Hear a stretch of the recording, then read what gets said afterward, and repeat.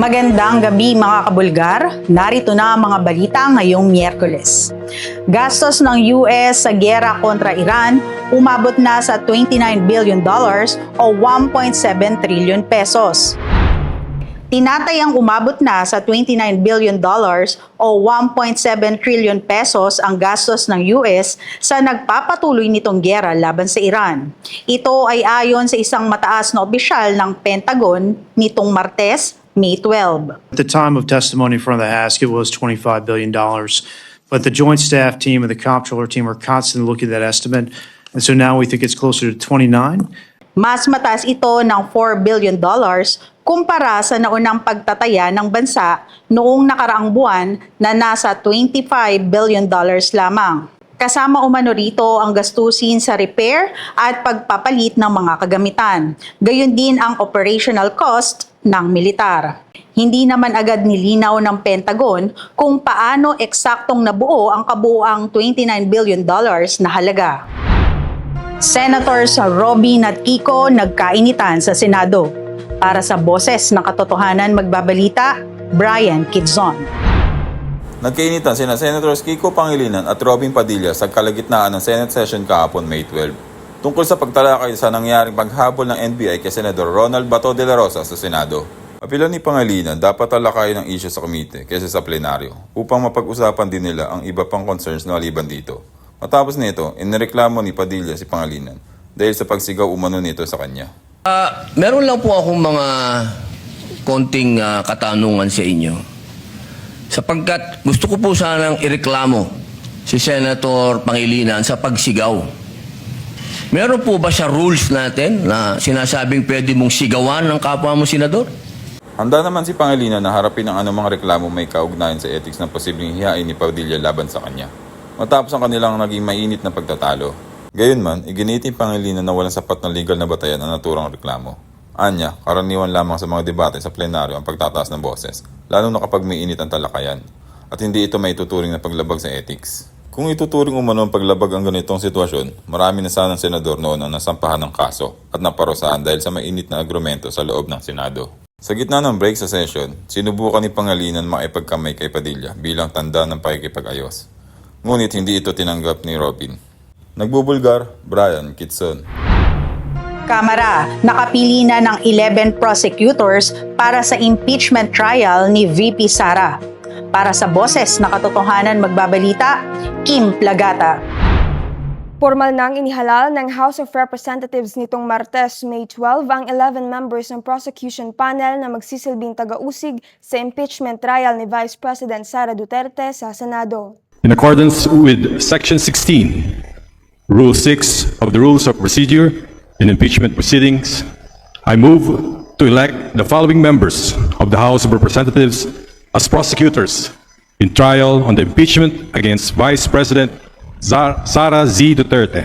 Kabilang sa mga napiling House prosecutors sina Batangas Representative Jinky Beatrix Luistro, Akbayan Representative Chel Jokno, Mamamayang Liberal Representative Laila De Lima at iba pang mga mambabatas mula sa majority at minority blocks. Nauna nang in-impeach si Duterte kung saan may bilang na 257 ang pumabor, 25 ang tumutol at 9 ang nag-abstain kaugnay ng umano'y maling paggamit ng confidential funds, unexplained wealth, bribery at pagbabanta umano kina Pangulong Ferdinand Marcos Jr., First Lady Liza Araneta Marcos at dating Speaker Martin Romualdez. Nagbubulgar, Kim Plagata. Huwag kayong atat. Senator Bato pumalag sa panawagang sumuko na siya sa ICC. Para sa Boses ng Katotohanan, magbabalita, Brian Kidzon.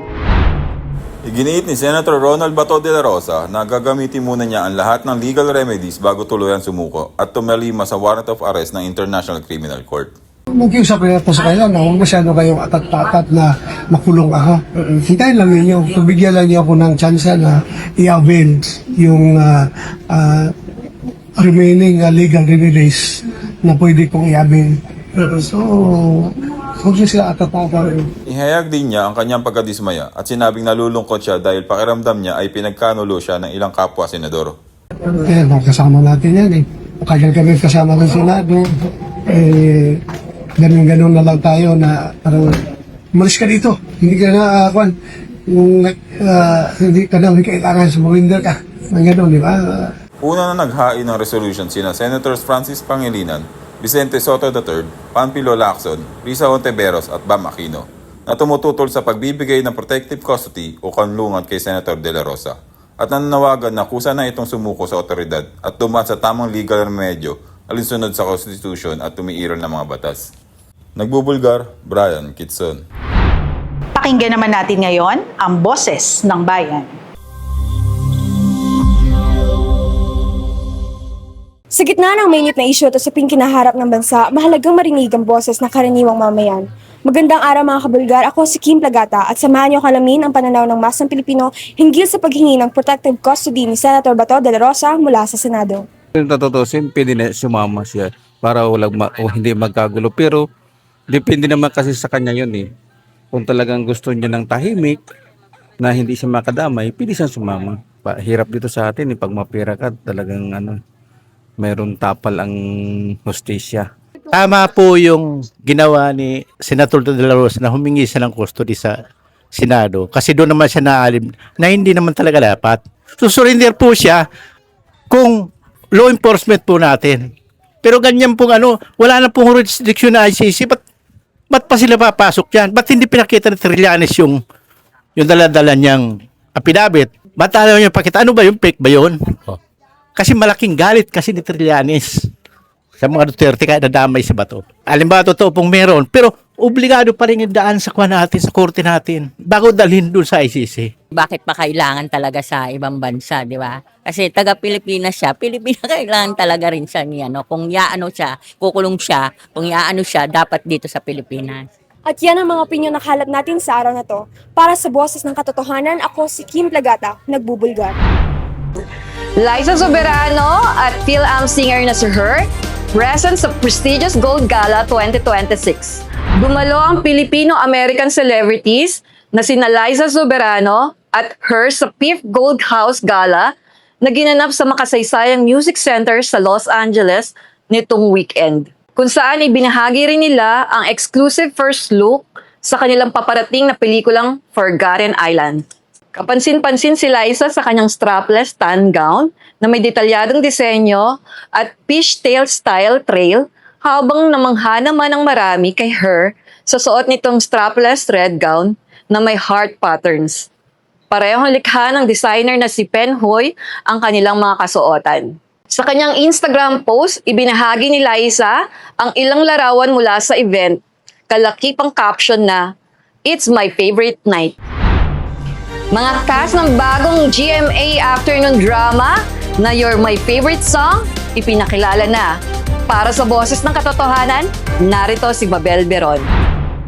Formal nang ipinakilala ang ilan sa mga artistang kabilang sa supporting cast ng nalalapit na kapuso afternoon drama na You're My Favorite Song. Pangungunahan ng serye ng mga dating housemate ng Pinoy Big Brother Celebrity Collab Edition 2.0 na sina Caprice Cayetano, Keith Jornales, Marco Massa at John Clifford. Makakasama rin nila sa proyekto sina Princess Aliyah, Wynonna Collins, Lee Victor, Cairo Lazarte, Andre Fajardo, Buboy Garovillo, James Blanco at Katya Santos.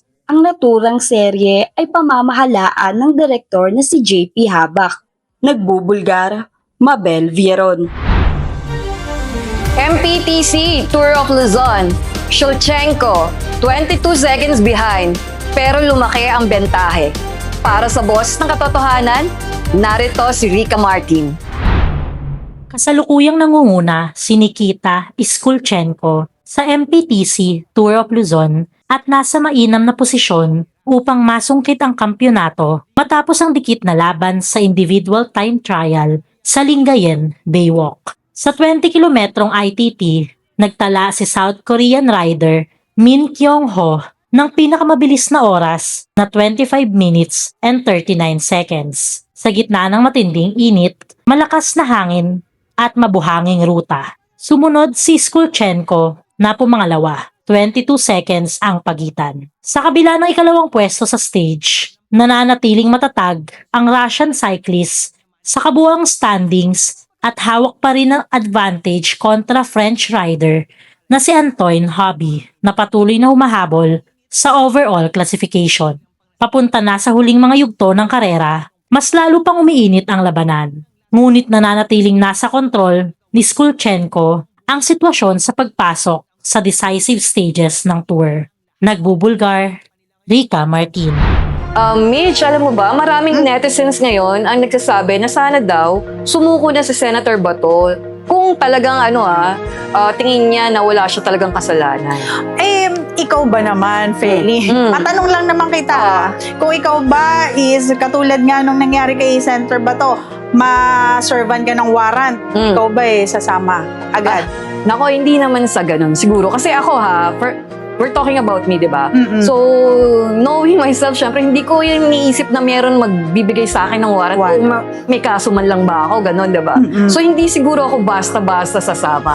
Lalo na't alam ko na wala akong kasalanan, di ba? Pero kasi si Senator Bato, alam naman natin na meron talagang anytime may darating na warrant sa kanya. Expected na niya. Oo. Expect na niya dapat. Siguro kaya yung mga tao, ina-expect nila na kung talagang hindi ka guilty o malinis talaga yung konsensya mo, bakit hindi ka sumama katulad nung ginawa ni ex-President Duterte, di ba? Yun nga, di ba, since na matuturing naman silang magkakilala, malapit na magkaibigan pa nga, di ba? Partner sila sa ano kaya kung hindi na lang gayahin ni Senator Bato, yung ginawa nga ni ex-president Yes, na kalmado na sumama, Yes. 'di ba? At mapatunayan. Oo, kasi alam ko kaya sumama si President Duterte noon, ex-President Duterte, dahil alam niya na wala siyang kasalanan. Pinapatupad lang niya kung ano yung mga bagay na tingin niya tama at nararapat nung panahong siya yung nakaupo. Pero yung mga kasi pag warrant, sasabihin ng iba kasi na yan yung may matindi kang nagawa. Ang kaso nga, hindi pa naman napapatunayan. Oo, so dapat lang na sumama na siya or kumusa siya, di ba? Kasi nga alam ko rin yung meron tayong tungkol sa DOJ, di ba? Isa pa yan, di ba? May karapatan ba na si DOJ, yun nga, yung kay Senator Bato, masumuko siya or maipadala sa ICC? Sila yung magdadala kay di ba? Sila ang sa kanila magagaling. Okay, so hindi natin kasi nasa proseso nga dapat, di ba? Yun So, lang yun. naman. Alam mo, umiinit na talagang paligid, pati ang Senado mainit. Oo, lahat talaga. Maski sa Kongreso. Sa Kongreso, yan. Talaga naman. Yun kasi ang panahon ngayon. Buti na lang dito sa ating Summer ang dating. Malalamig ang ating ulo. Malamig na aircon. Tama. So tingnan natin yung mga susunod na mga pangyayari, no? At yan ang mga boses na nagibabaw sa araw na ito. Ako si Feli Nang. At para sa iba pang detalye ng mga balita, tumutok sa aming website www.bulgaronline.com. Maaari rin kayong tumutok sa aming mga social media accounts. Ako si Mitch Maca. Sa panahong mahalaga katotohanan, paiingayin pa rin ang boses ng bayan.